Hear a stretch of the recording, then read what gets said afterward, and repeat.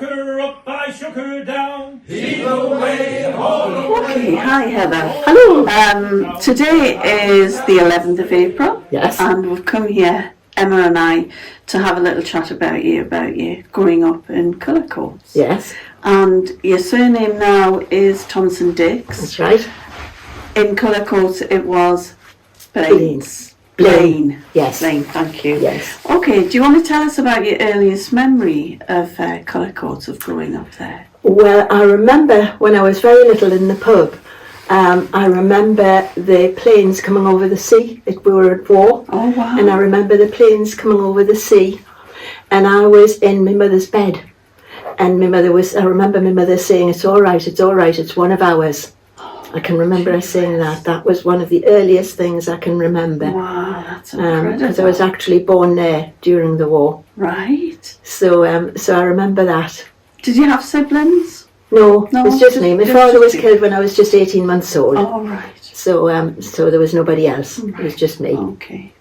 And you talked about that around the time you were about 2-year-old, where you used to pack your little bag. Yes, Do you want to tell us about that? Yes, well, that was Mr. and Mrs. Goddard. They had a wet fish shop down at the bottom of the cottages, right down in Front Street, down at the bottom. Is that Fishermen's Cottages? The Fishermen's Cottages. Yes, it was right at the end, opposite I've forgotten the name of it, right opposite the church. Right. The bottom, Okay. the Fisherman's Mission. Right Oh, the opposite mission. there. Yeah. And I loved the Goddards. I really loved them.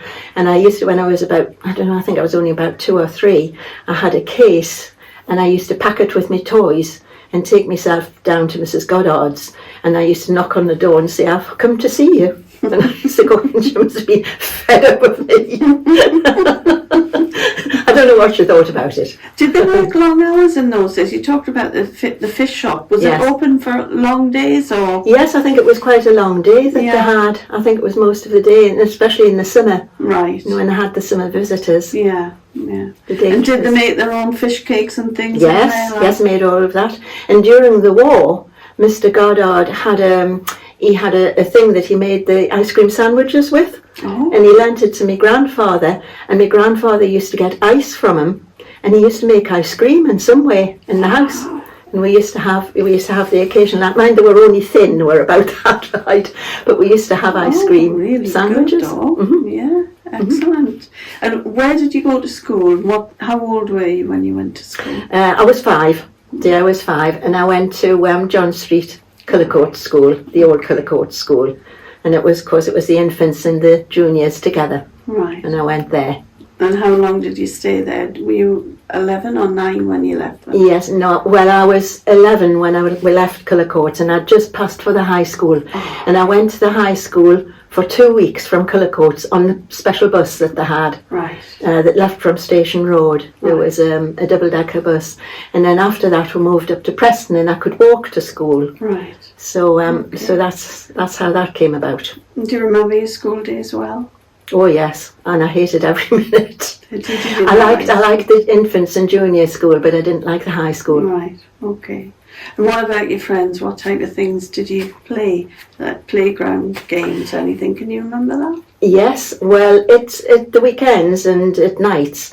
My friend and I, you spent all your time in your imagination then. We didn't really bother with toys much. We spent all our time in our imagination. And we used to go across the road from the pub, and there was little sort of areas of greenery there, and with paths in between. Right. And we used to go there, and we used to pretend that we were on the canals in Holland skating down the canals. And then we used to go on the rocks and play houses on the rocks. And we used to dance on the sand. Crazy kids. Excellent. And that was boys and girls playing together? Mainly girls. Mainly girls. Mainly girls, Yeah. yes. I used to see Keith Frater, that I've got a photograph of, but he was William Brown to my Violet Elizabeth Bott. And sometimes he liked me and sometimes he hated me. That's so typical, isn't it? Yes. Childhood days. Yeah. So what about the Newcastle Arms? What can you tell us about that? Well, I thought it was Victorian, but apparently it wasn't. It went back to the 1700s. Wow. And it was a rambling old place. I didn't like it. Absolutely hated it. It was a rambling old place. Right. and I can't ever remember feeling really safe there. Who owned it? It was Newcastle Breweries, Right, okay. and my grandfather was the licensee and the manager there. So that's why I came to leave when I was 11, because it was like a tied house, you see. I see. So when my grandfather retired, we had to You had get to out. come out. Mm-hmm. Yes. So the house next door, was that where you lived? No, we lived That above was the pub. You lived above the Yes, there was another family lived in the house next Do you door. remember who they were? Yes, they were called the Wades, Mr. and Mrs. Wade, and they had 3 children. Well, when we first went there, I think there was the senior Wades were there, Mr. and Mrs. Wade Senior, Mr. and Mrs. Wade Junior, and then the 3 children, who were Arthur was the eldest, and then Mona, who was about 2 years older than me, I think, Right. and then Ginny, the little one. Right. And they, in the summer, they used to sell hot water to the day visitors, because there were no flasks and things, no thermos flasks. Right.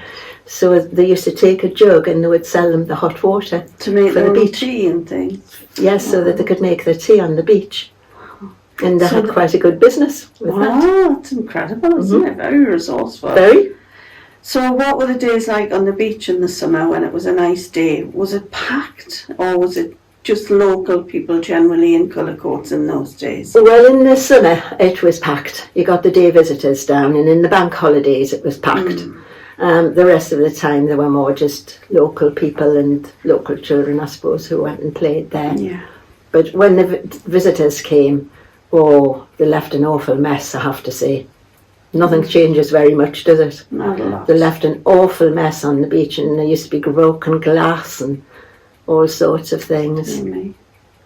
So was the pub busy during the Yes. summertime? Oh yes, it was bank very busy. holidays? Yes, and my grandfather had done, I think in the First World War, he'd done first aid. So he was always getting people up from the beach with children who had cut feet and such like. He was always doing repair jobs on children with various accidents. I suppose it was the first place they came to, Yeah, they would know all about it probably. Yes, it was the first place they came up the Sands Bank and straight over to the pub. So the watch house was built after the Newcastle Arms then? Because that was in the 1800s. Must have been, yes, it must have been. Yeah. Of course, was there all the time. I knew it. Yeah. But yes, it must have been. Did you go there? Did you go to the watch house? No, I didn't really. I learned to tell the time there from the clock on the side. Yes. My aunt was an invalid. She lived with us, and she used to sit on the bank top, as we called it, which was just opposite the pub. There were seats there. And she used to sit there and she used to say, tell me the time, and I couldn't tell the time. So she used to say, go and have a look at the clock and tell me what the big hand and the little hand is on. So I used to run along, and that's how I learned to tell the time eventually. I was a bit of a slow kid, I think. So you talked last week to us about the where the houses are for older people now is where the Newcastle Arms. That's right. But you mentioned something about a park area in front of it, or No, the little park at the side of it. Right. It's still there. Right. It's a sort of, I don't know what it was originally, but when we were there, it was like that. Right. It was just like a little park area. Right. And there was a low wall, and sometimes the fishwives used to sit on there with their baskets, not their creels, their baskets. Right. And with their crabs and things in, And I can't remember whether they used to sell from there, whether they just used to rest there. Yeah. But I can remember seeing them sitting there. So did the boats come into Cullercoats Bay and provide the fish there, or was it still no shields?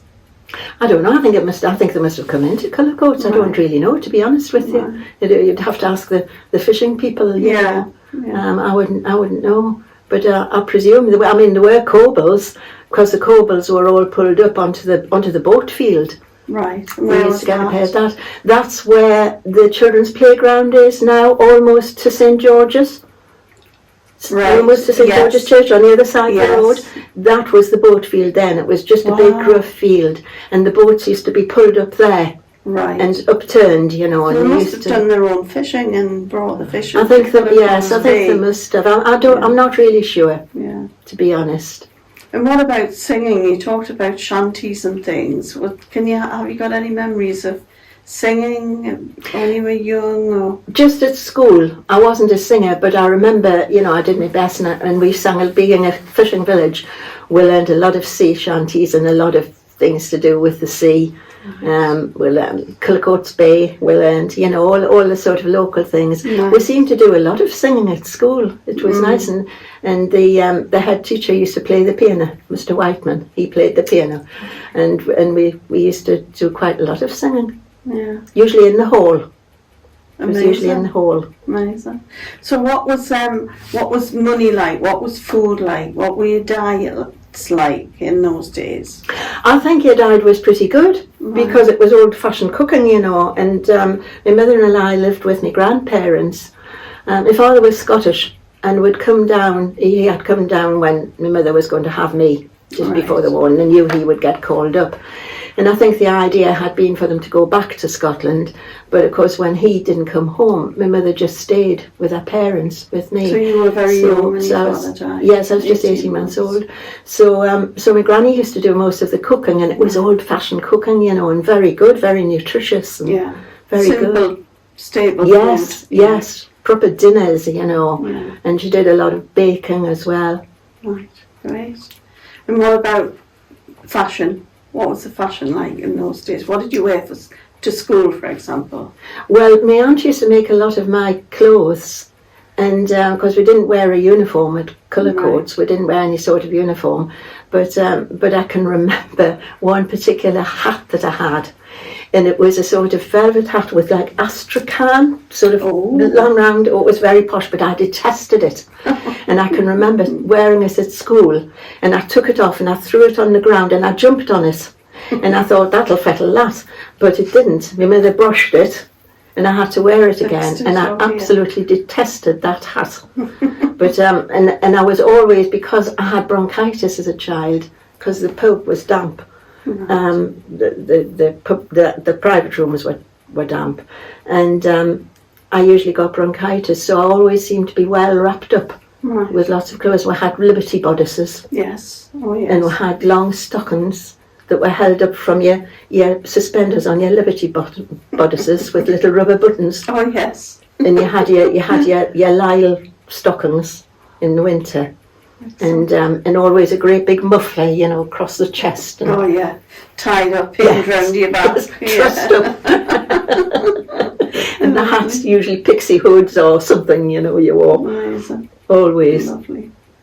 So what did you do over Christmas time, like all the festivals, Easter and Christmas? How did you celebrate? They were mainly just at home, and my aunt and uncle used to very often call. They would come with my cousin, I was an only child and she was an only child, and she was just 10 months older than me. So we were really like sisters. We spent a lot of time together, and my aunt and uncle would come, and we would be in the sitting room, which was like our front parlour. That was kept for the doctor and the vicar when they came. But there was a piano in there, and we used to, and had a tree in there and everything. It was quite jolly, really. But the tree, I have to tell you, had seen better days. The branches were held up with elastoplast because you couldn't get anything in those days. But we thought it was lovely. Excellent, that's lovely. What about, you talked about the war, what about, someone spoke about when Cullercoats was bombed. Do you have any recollection of that? No, I don't. I was looking that up actually, and that was 1942 when the church in Huddleston Street. So it was, I wouldn't remember that. But I know that there was a hall there. Maybe the hall was left standing, or perhaps they built a hall, because when I first went to Sunday school, I went there. Right. In John Street, rather, along at the end of John Street. But our pub, there was a mine was washed up, because we were practically onto, there was a road between us and the sea, and then a little bit of greenery, but that was all. And the mine was washed up, and it blew all our windows in, and a lot of the ceilings came down. Really? Yes, it was damaged, but and the house had been a house next door to us, but I only ever remember it as a like a bomb site. So I don't know when that had gone. And there was a woman called Kitty Joyce, had a cottage. She was a Londoner. And there was a cottage at the back there somewhere as well, where she lived. I think Betty White spoke about Kitty Joyce as Yeah, well. she was a Londoner, and she was very foreign looking. She was very gypsy looking. She had beautiful black glossy hair with a big bun, and she wore her big earrings. That's right. And very colourful clothes. My mother said Kitty Joyce was the first woman to wear what they called beach pyjamas Oh, in those days, which were like palazzo pants that they wear now. You know, the wide leg things, leg. bright colours. yeah. And she was the first one. So, you know, she was very, very modern, The height of really, for fashion. those days. Yeah. But she was rather a strange woman, Kitty Joyce. She was rather a strange woman. And she would say, a couple of times she said to me, "You can come and play in my garden, little girl. You can come and play there." And I used to go around, there was a little tiny low wall, and I used to sit there and play. And then she would come rushing out and say, "Get away from here, get away, what are you doing in my garden?" So I think she was a little eccentric. bit, yes, a bit erratic. Yeah. Do you remember any of the other names of any of the other people that lived down there in your memory? Oh yes, a lot of them. Down at the bottom, right down at the bottom of the street, opposite the Fisherman's Mission, on the other side from the cottages, there was Mr. Rumney's General Dealers. Right. We used to deal there, and Mr. Rumney always had his brown overall coat on, you know, he always had that on. He was a nice man. And his son... Did you have a picture of that? No, I haven't. No, I haven't got a picture of that. But he had a son called Nickel. And I only remember seeing him once, and I fell madly in love with him. I was about 4. Right. And I went down to the shop with my mother, and I can remember Nickel was there, and he had curly brown hair and blue eyes, and he seemed about 10 feet tall to me, and he picked me up and put me on the counter while my mother did her shopping, and I fell instantly in love with him, and I never saw him again. Oh, did you not? No, never saw him again. I don't know what became of Nickel. Right. But I remember he was at university, which was quite a thing in those days. Oh, I bet it was, yeah. So what would your mum buy there? Loose butter and... Yes, he things? bought. I think everything was pretty much loose, you know, and then of course you had rations. There was only rations, Of course. so you could only get a certain amount. Yeah.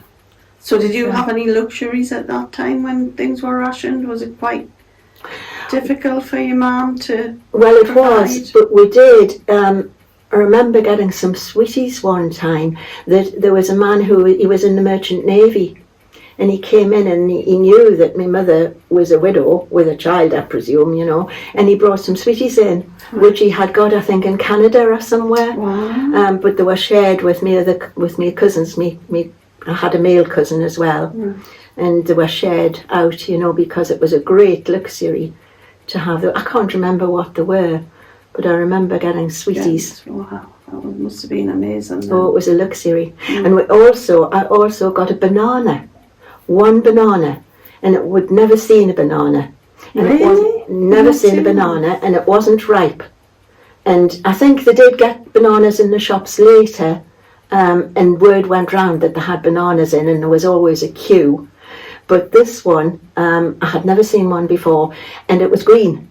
And Granny said, "Now we've got to hang this up till it goes yellow." And we'll put it in an airing cupboard that we had. It was a big airing cupboard in the kitchen, and it was hanging there, and I used to go every day and visit it and look and see if it had gone yellow. And it took forever, and then the great day dawned when it was yellow, and I took it out and I took a bite, and I didn't like it. Oh, did you not? I thought it would waited be all just- that time. Yes, I'd waited all this time, so it was shared among the family. One banana. Wow, that's incredible. So what about the pub then? Was it open every day? Was it open, you know, did it have restricted days of opening and restricted times in the evening? Well, they had the licensing hours, you know, but I think during the war, I think they were changed. I can't remember much about those, but I think they were changed. But they had licensing hours, but they were open.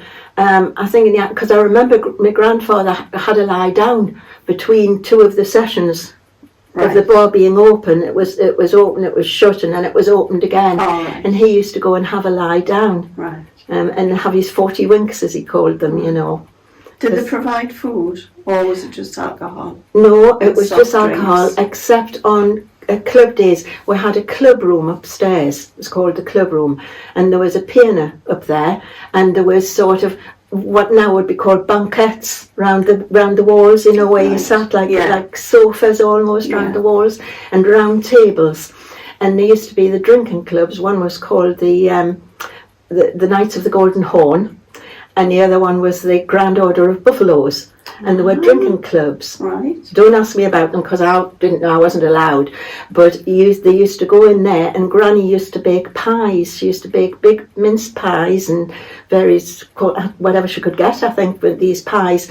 And it's on Carling Sunday, she used to put a big bowl of Carling peas. So what day? When was that? Well, my mother had this rhyme, the six Sundays of Lent, and it's Tid, Mid, Misery, Carling, Palm, and Paste Egg Day. Wow. And so Carling was two Sundays before Christmas. And I used to do these Carling, and they were in vinegar and stuff. Oh. I never tasted them. I never liked the look of them. But she used to put those out. And then, of course, I had all the crockery and stuff. You know, there weren't paper plates and things in those days. Course. And somebody used to play the piano, and I used to like that because I used to hear them and sing. They had their own particular songs that they sang. And I quite liked that. Yeah. Did you do paste eggs and things in them days? Oh yes, we used to dye them. You dyed them with onion skins if you could get them, and things like that. You know, never had chocolate eggs till I was much older. Yeah. You couldn't get them. Yeah. But Granny did used to do, and we used to sometimes paint them. You know, try and paint them, and then the eggs weren't edible because you painted them with ordinary paint. So what's one of your happiest memories of Cullercoats, of living in Cullercoats? Oh, I did love it. I loved Cullercoats. I just didn't like the pub. Right. I didn't like living in the pub. Right. And my mother said the same. She said she loved Cullercoats as a village, but not living in the pub. Yeah. Didn't like it. Yeah. So was it a friendly place, would you say? Oh, yes, I think so. Days, everybody knew everyone. Yes, I think they did. I was a little bit out of the way, really, being on Front Street. I was a little bit out of the way. I mean, most of the children seemed to live in Eleanor Street and Simpson Street and Huddleston Street round there, you know, and I was a little bit out of the way, and being in the pub, I was a little bit isolated. But I did see some of the girls from school sometimes, and I used to go out. I had a particular friend that I used to go and play with outside. And we were allowed in the cold weather. There were two select rooms, they were called. At the back of the bar. I was never allowed in the bar, but even when it was shut, I was never allowed in the bar. But the two select rooms were quite nice. There was a fire in there, and they had these sort of seats around the wall again, and the tables, and we were allowed in there to play, and it was lovely playing in there. Nice. I did, yes, I used to play in there, and there was a big mirror over the fireplace, I remember. Lovely. Mm-hmm. So once you left there, where did you go? We went up to Preston Village. To Preston. Did you ever go back to Cullercoats? Would you visit Cullercoats? Oh yes, yes I did. I used to go back occasionally, but mainly I was up in Preston. You know, I mean, and then because I lived with my grandparents, and Granny was strict, and she had gone to work when she was 13. She didn't realise that time had moved on. So I went there when I was 11, and when I was 12, she said I was too old to play out. So I stopped from playing out. Right. Okay. So that didn't happen, right. You know. But I did know the children up there. I knew them from the short time I was playing with them. I was quite friendly, and I knew them. So if you, in the summertime, once you'd moved to Preston, would you go to Tynemouth Beach, or would you come to Cullercoats in the summer holidays? I think it was mainly Tynemouth. Right. Mainly Tynemouth. I did go to Cullercoats as well, but mainly Tynemouth, I think. Right, okay. Yeah. Did you go swimming in the sea?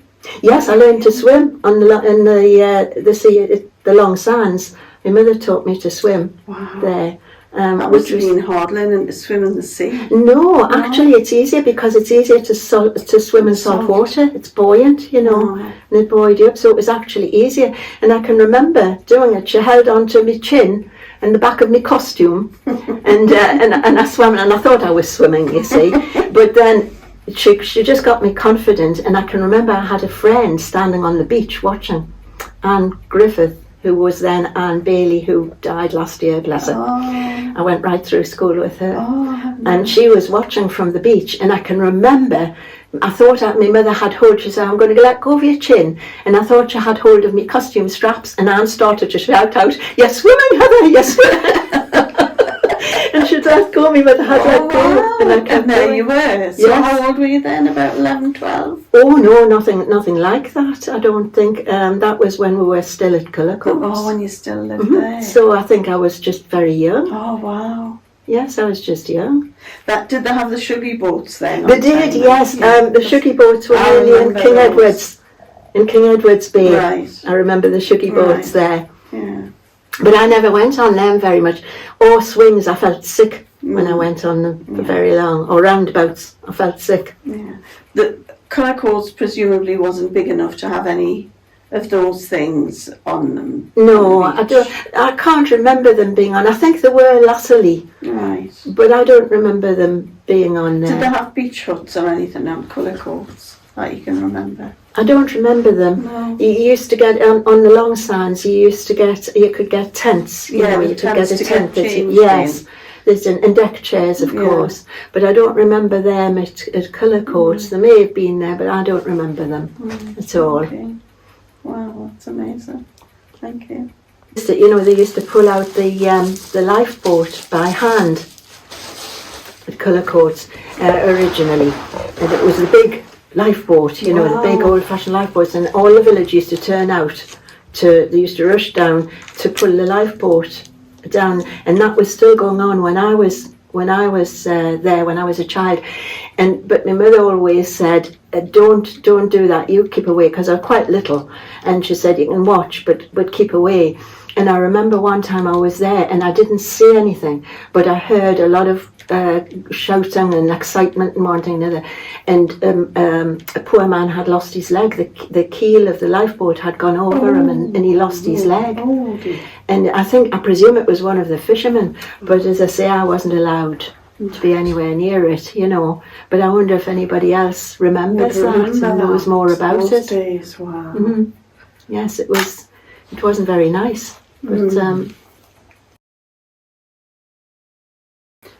Can you remember about the pub days again, just going back, just to wrap this up, remember about being in the pub and about, was it just men who drank in the pub, or do you know how women weren't allowed in bars and things, even, you know, recently, you know, the 70s and 80s, it was quite difficult to get in a bar. Was it like that in them days? Was it just the men who would go in? oh yes, it was just the men in the bar. The women could go into the select rooms, but it was just the men in the bar till sort of well on. I can't remember. Well, I wasn't allowed in anywhere near the bar, but I can't remember women going in all the time we were there. And we left in 1951. I just kind of have this vision that it would be a pub that just had men in Oh, it. the bar was a Just spit and the bar. sawdust It was bar. just- oh, right. It was a spit and sawdust bar. Yeah. And there was a fire in it, a coal fire as well, which had to be, all these fires had to be laid every morning by my mother and my grandfather and cleaned out at night, you know. Yeah. It was very cosy, but no, the bar was, it was strictly men. Right. And the select rooms were... They were mixed. The They were women could go in the select rooms, so you got a mixture in there. Right. Okay. Is there anything else you'd like to share with us, or is that about it, I think? Well, I wonder if anybody else remembers this about the lifeboat. I would be interested to know. When I was little, the lifeboat, it was a big old heavy lifeboat, and it used to be pulled out by hand. Yeah. And the village used to turn out and pull it out with ropes. Yeah. And I used to go down and watch, but I was only little and I was told I hadn't to go anywhere near. Yeah. And I can remember being there one time and there was a lot of shouting and excitement. And I heard that the lifeboat had gone over, the keel had run over one of the men's legs and he lost his leg. I presume one of the fishermen. Right. But I never found out any more about that. And the fisher people might know more Yeah, about they it. might do. Okay. Well, thanks ever so much, Heather. It's You're been welcome. Absolutely lovely. You're very welcome. And thank you for your hospitality. Oh, you're for sharing welcome. those lovely stories with us. It's been amazing. Thanks very Sing much. away, all away. I shook her all about the town. We're bound for South Australia.